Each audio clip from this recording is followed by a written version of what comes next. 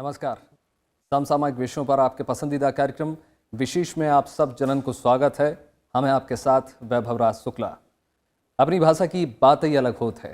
जब चोट लगत है तो हम सब जने अपनी भाषा में ही चिल्लाते हैं, कह कि अपने असली जज्बात, अपनी भावनाएं अपने गांव की मिट्टी और उनके खुशबू से सीधे तौर पर जुड़ी हुई होती है।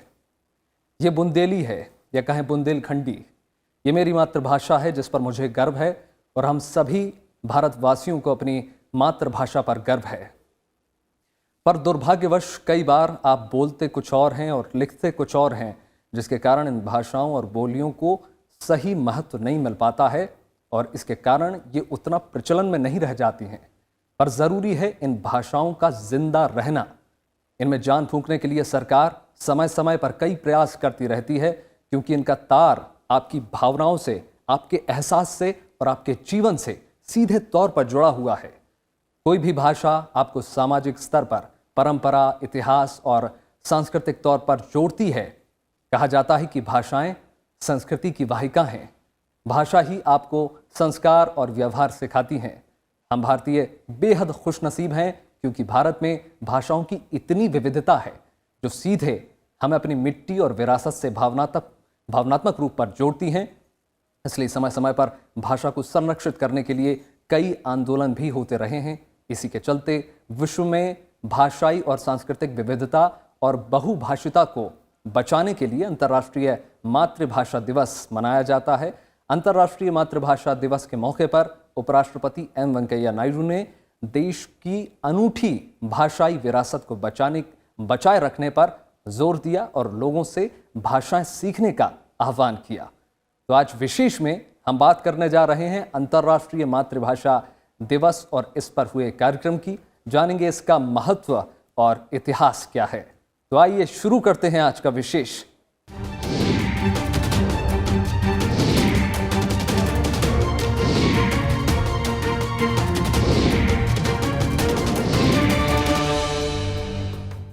हर साल 21 फरवरी को अंतर्राष्ट्रीय मातृभाषा दिवस मनाया जाता है। इस मौके पर दिल्ली के अंबेडकर इंटरनेशनल सेंटर में मानव संसाधन विकास मंत्रालय और संस्कृति मंत्रालय की ओर से खास कार्यक्रम का आयोजन किया गया। इस मौके पर उपराष्ट्रपति एम वेंकैया नायडू ने देश की अनूठी भाषाई विरासत को बचाए रखने पर जोर दिया है। उन्होंने कहा कि मातृभाषा को प्रोत्साहन देना बहुत जरूरी है। उपराष्ट्रपति ने कहा कि ये सुनिश्चित होना चाहिए कि प्राथमिक शिक्षाओं के स्तर पर शिक्षा का माध्यम मातृभाषा ही हो। उन्होंने कहा कि प्रत्येक व्यक्ति को अपनी मातृभाषा को भुलाए बिना जितनी भाषाएं संभव हो सीखनी चाहिए।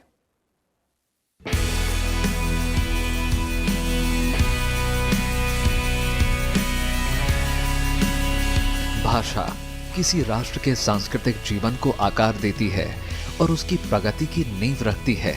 उपराष्ट्रपति एम वेंकैया नायडू ने ये बात 21 फरवरी को पड़ने वाले अंतर्राष्ट्रीय मातृभाषा दिवस से जुड़े एक कार्यक्रम के दौरान कही। उन्होंने कहा कि भारत यूनेस्को की तरह सांस्कृतिक और भाषाई विविधता के महत्व को समझता है। उन्होंने भाषाई विरासत को संरक्षित करने के लिए सामूहिक प्रयास पर जोर दिया। India, like UNESCO, believes in the importance of cultural, linguistic diversity for sustainable societies. We strongly believe that we must collectively preserve our linguistic heritage. It is worth noting that globally, 40% of the population does not have access to education in a language they speak or understand. Very pitiable situation. India shares UNESCO's perspective on linguistic diversity and believe that mother tongue based multilingual education is very important. उपराष्ट्रपति ने कहा कि भाषा लोगों को एक साथ लाकर सांस्कृतिक संबंध का निर्माण करती है।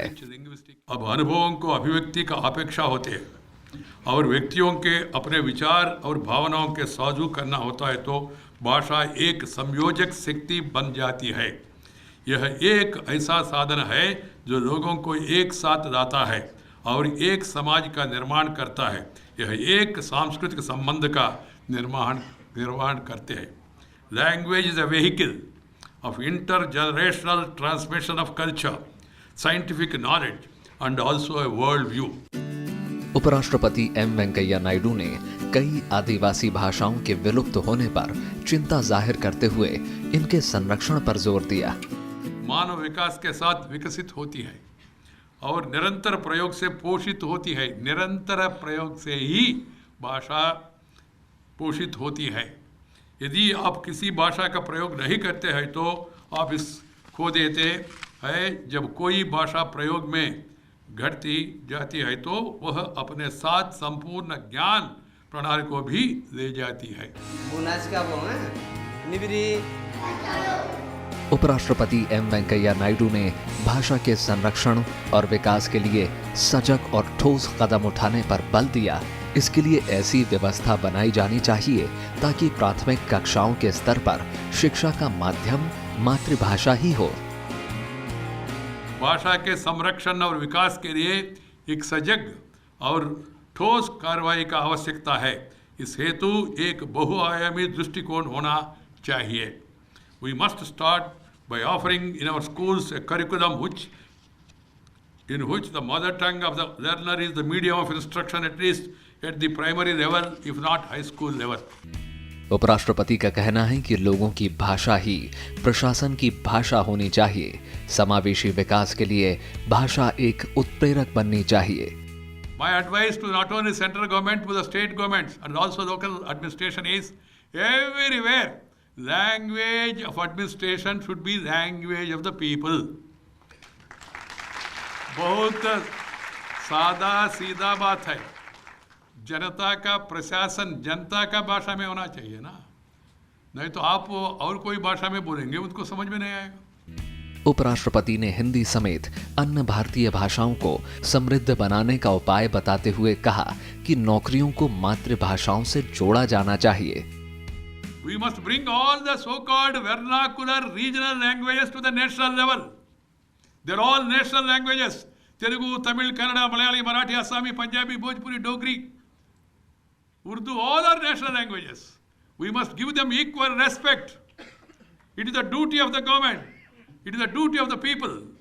It is the duty of the leaders to see that efforts are made to promote our Indian languages. जो चीज़ अपनी मातृभाषा में जो अभिव्यक्ति होती है वो दूसरी भाषा में नहीं हो सकती। हम पूरी दुनिया की भाषाओं को सीखें, ज़रूरी भी है, लेकिन हम अपनी जड़ों को न छोड़ें, क्योंकि वो जो मातृभाषा है यदि उस मातृभाषा से विमुख हो गए तो मैं समझता हूँ जैसे ये संस्कार है जो हमारी जड़ें हैं, उन जड़ों से हट कर के फिर कटी हुई पतंग की तरह आदमी होता है। ऊंचा तो उड़ रहा है लेकिन वो कहाँ उस पतंग की तरह कहाँ गिरेगा उसको पता नहीं रहता है। उपराष्ट्रपति ने नई शिक्षा नीति के ड्राफ्ट में भारतीय भाषाओं पर जोर दिए जाने की बात का जिक्र करते हुए कहा कि उन्हें उम्मीद है कि मातृभाषाओं पर विशेष ध्यान दिया जाएगा। साथ ही ये भी उम्मीद जताई कि देश में किसी खास भाषा को नहीं बल्कि तमिल से तेलुगु समेत तमाम भाषाओं को सामान्य दर्जा दिया जाएगा। अनु तिवान के साथ ब्यूरो रिपोर्ट, राज्यसभा टीवी। जन्म लेने के बाद मनुष्य जो प्रथम भाषा सीखता है उसे उसकी मातृभाषा कहते हैं। मातृभाषा किसी भी व्यक्ति की सामाजिक और भाषाई पहचान होती है। मातृभाषा यानी जिस भाषा में माँ सपने देखती है या विचार करती है, वही भाषा उस बच्चे की मातृभाषा होती है। इसलिए इसे मातृभाषा कहते हैं, पितृभाषा नहीं। भारत में सैकड़ों तरह की मातृभाषाएं बोली जाती हैं जो देश की विविधता और अनूठे संस्कृति को बयां करती है। आइए जानते हैं भारत में बोली जाने वाली मातृभाषा और उनके महत्व के बारे में।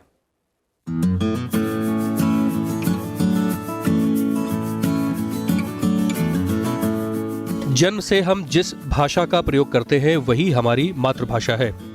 सभी संस्कार और व्यवहार इसी के द्वारा हम पाते हैं। इसी भाषा से हम अपनी संस्कृति के साथ जुड़कर उसकी धरोहर को आगे बढ़ाते हैं। तभी तो महान साहित्यकार भारतेंदु हरिश्चंद्र ने मातृभाषा का महत्व कुछ इस प्रकार से बताया है। निज भाषा उन्नति है सब उन्नति को मूल, बिनु निज भाषा ज्ञान के मिटत न हेय को शूल। मातृभाषा का मकसद दुनिया में भाषाई और सांस्कृतिक विविधता और बहुभाषिता को बढ़ावा देना है।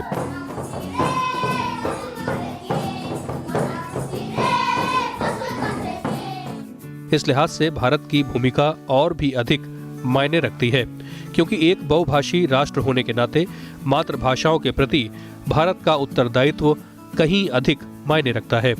भारत के संविधान ने 22 आधिकारिक भाषाओं को मान्यता दी है, लेकिन बहुभाषावाद भारत में जीवन का मार्ग है, क्योंकि देश के अलग अलग हिस्सों में लोग अपने जन्म के बाद मातृभाषा के अलावा एक से अधिक भाषाएं बोलते हैं और अपने जीवन काल के दौरान अन्य भाषाओं को भी सीखते रहते हैं।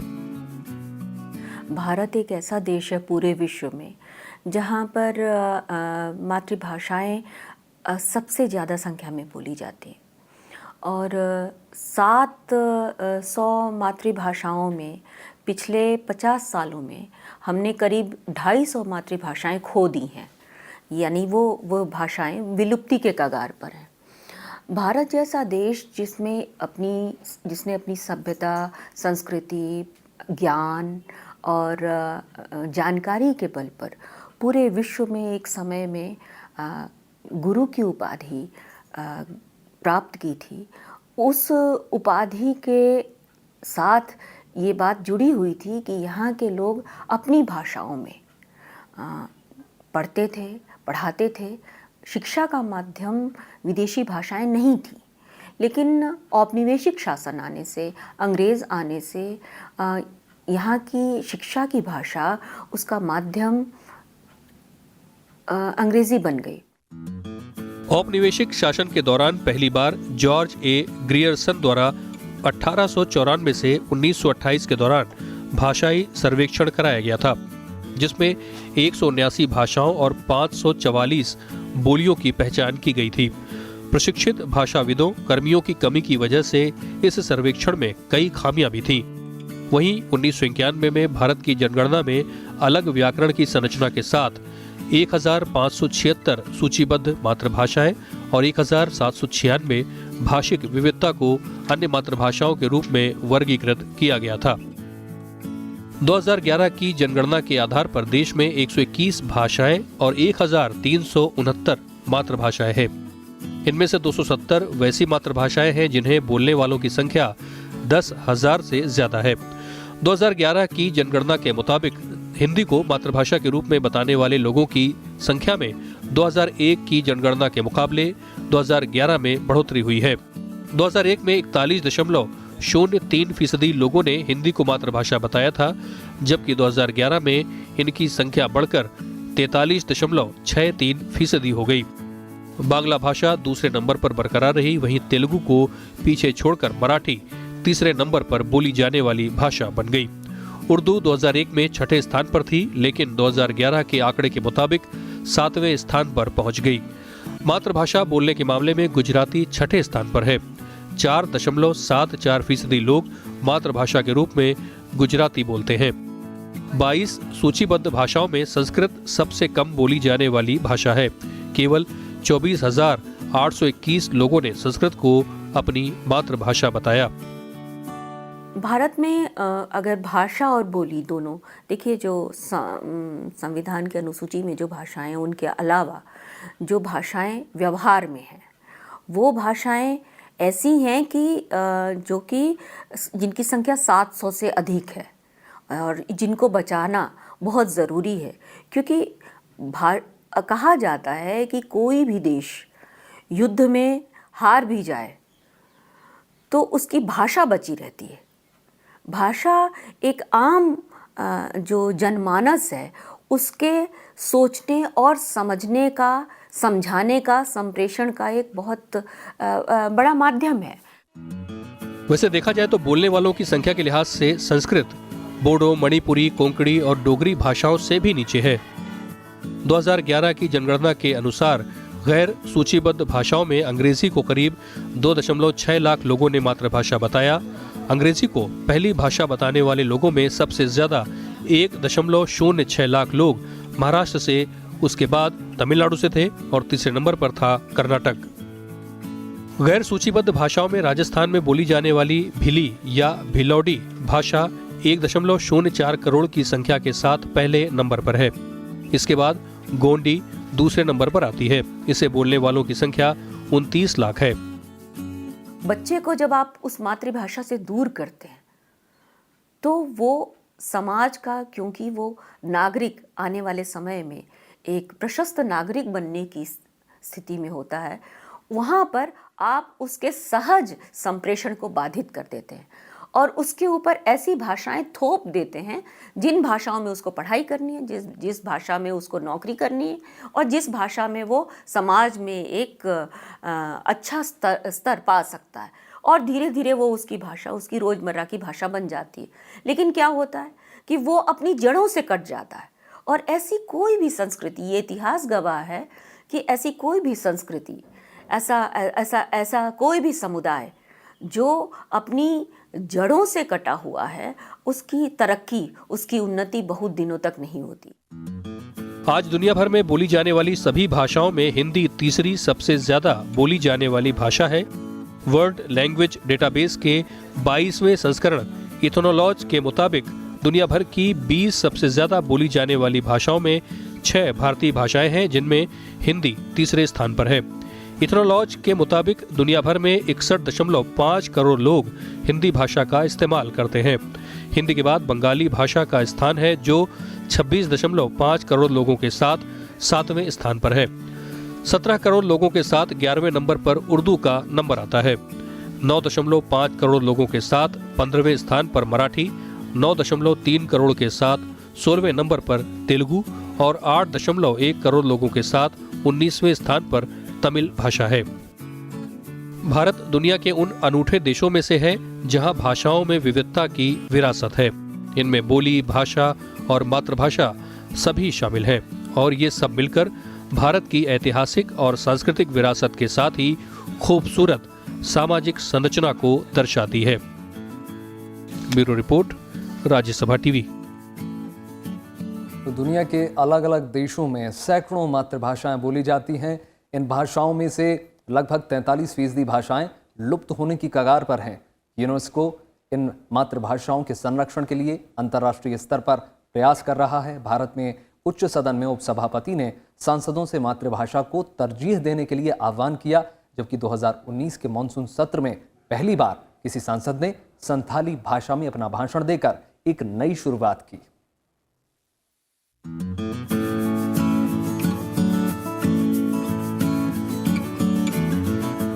एक भाषा अपने साथ सांस्कृतिक और बौद्धिक संपदा समेटे हुए होती है।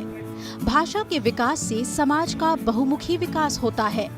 भाषा का एक रणनीतिक महत्व है, क्योंकि पहचान, संचार, सामाजिक एकीकरण, शिक्षा और विकास के लिए भाषा ही एक माध्यम है जो आसानी से लोगों को जोड़ती है।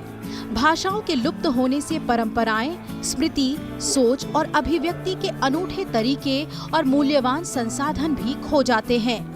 यूनेस्को ने एंडेंजर्ड लैंग्वेज पर जब उन्होंने अपनी रिपोर्ट प्रकाशित की थी, तो उन्होंने इस बात पर कहा था कि ऐसे लोग जो कि मातृभाषा बोलते हैं, मातृभाषाओं में पढ़ाई करते हैं और इस मातृभाषा के अलावा भी ऐसी कई भाषाओं में वे अपनी शिक्षा को ग्रहण करते हैं, उनका IQ लेवल, उनकी मेधा, और एक व्यक्ति जो सिर्फ अपनी भाषा को छोड़कर किसी और भाषा में पढ़ाई कर रहा है और उसी में कम्युनिकेट कर रहा है, उन दोनों के IQ लेवल में अंतर होगा। क्योंकि एक बच्चा जिस भाषा में उसकी माँ उसको जब गर्भ में धारण करती है और उस समय वो जिस भाषा में सोच रही होती है, बच्चे को जिस भाषा में वो लोरी गाकर सुना रही होती है, उसके संस्कार जो बच्चे में आते हैं, बच्चे को जब आप उस मातृभाषा से दूर करते हैं तो वो समाज का, क्योंकि वो नागरिक आने वाले समय में एक प्रशस्त नागरिक बनने की स्थिति में होता है, वहाँ पर आप उसके सहज संप्रेषण को बाधित कर देते हैं। लेकिन वैश्वीकरण में आई तेजी की वजह से कई भाषाएं खतरे में हैं या पूरी तरह से गायब हो रही हैं। दुनिया में बोली जाने वाली अनुमानित 6000 भाषाओं में से कम 43% लुप्त होने के कगार पर हैं। दुनिया की 40% आबादी के पास ऐसी भाषा में शिक्षा नहीं है जिसे वो बोलते या समझते हैं। मातृभाषाओं को शिक्षा प्रणालियों और सार्वजनिक डोमेन में बेहद कम जगह दी गई है और डिजिटल दुनिया में तो 100 से भी कम भाषाओं का उपयोग किया जाता है। यूनेस्को के atlas of the world's language in danger ने एक रिपोर्ट छापी थी। उसमें कहा कि अकेले सिर्फ उत्तराखंड में, एक उदाहरण के तौर पर, 10 से अधिक बोलियां खतरे में हैं, जिनको बोलने वाले लोग अब नहीं हैं। और उत्तरकाशी क्षेत्र की जो बंगाड़ी बोली है, जिसको कि एक समय में लाखों लोग बोलते थे, अब उसे बोलने वाले सिर्फ 12,000 लोग मिले हैं।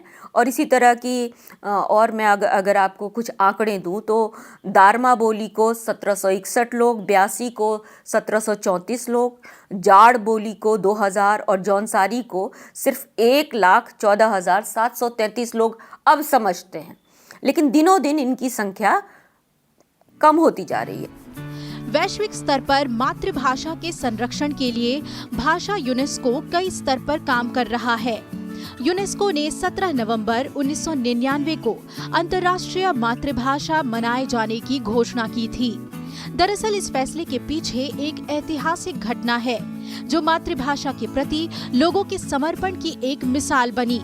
21 फरवरी 1952 को ढाका यूनिवर्सिटी के विद्यार्थियों और सामाजिक कार्यकर्ताओं ने तत्कालीन पाकिस्तान सरकार की भाषाई नीति का कड़ा विरोध जताते हुए अपनी मातृभाषा का अस्तित्व बनाए रखने के लिए विरोध प्रदर्शन किया। पाकिस्तान की पुलिस ने प्रदर्शनकारियों पर गोलियां बरसानी शुरू कर दी, लेकिन लगातार विरोध के बाद सरकार को बांग्ला भाषा को आधिकारिक दर्जा देना पड़ा। भाषाई आंदोलन में शहीद हुए युवाओं की स्मृति में और भाषाई और सांस्कृतिक विविधता और बहुभाषावाद को बढ़ावा देने के लिए फरवरी 2000 से हर साल अंतर्राष्ट्रीय मातृभाषा दिवस मनाया जाता है। यूनेस्को का कहना है कि इन बोलियों को सरकारी प्रयासों के द्वारा और निजी क्षेत्र के प्रयासों के द्वारा बचाया जाना ज़रूरी है। इसके लिए हमें बड़ी गंभीरता से सोचना होगा कि ऐसी जो भी बोलियां हैं जो कि एंडेंजर्ड हैं, जो खतरे में हैं, उनकी पहचान की जाए।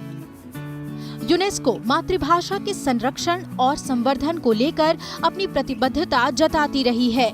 2019 में यूनेस्को की महानिदेशक ऑड्रे अजोले ने कहा कि हर मातृभाषा को सार्वजनिक जीवन में सभी क्षेत्रों में जाना, पहचाना और दिया जाना चाहिए।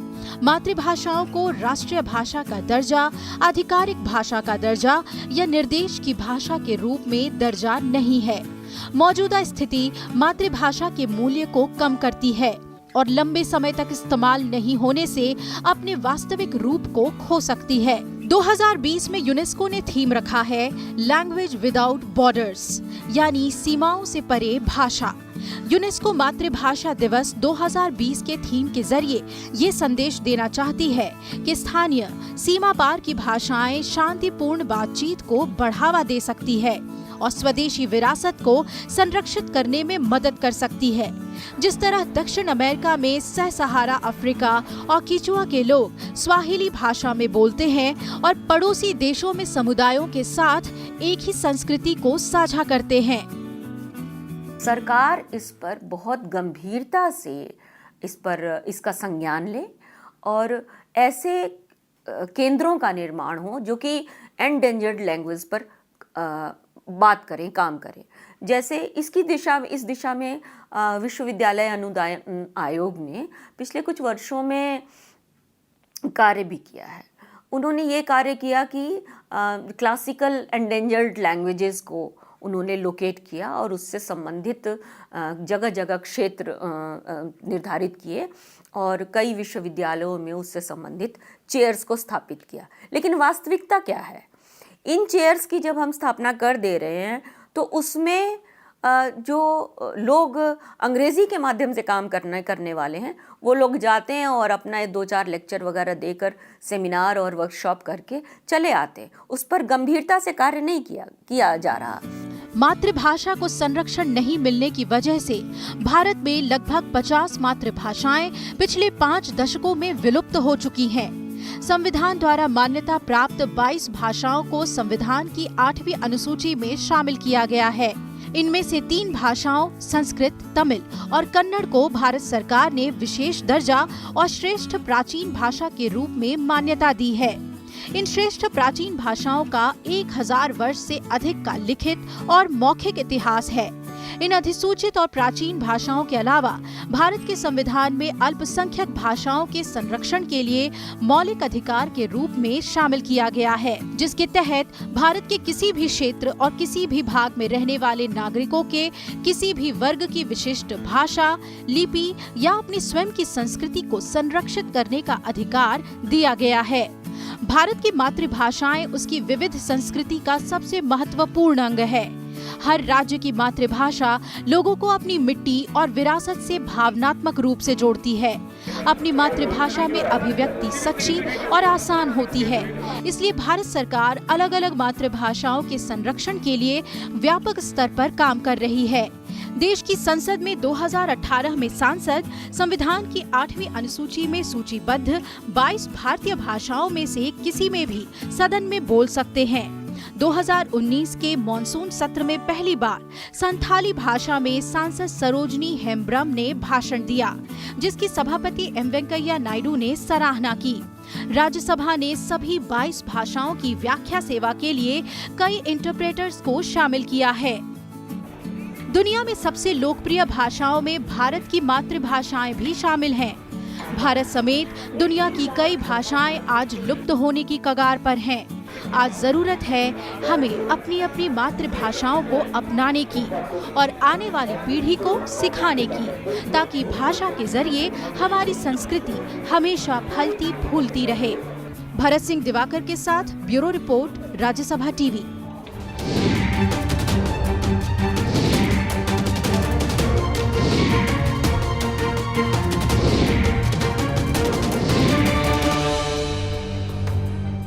तो ये था आज का विशेष।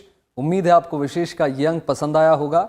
आप ये हमारा कार्यक्रम YouTube पर भी देख सकते हैं, जहां पर हमें आपकी प्रतिक्रियाओं और सुझावों का हमेशा इंतजार रहता है। बाकी देश और दुनिया की तमाम बड़ी खबरों के लिए जुड़े रहिए राज्यसभा टेलीविजन के साथ। नमस्कार।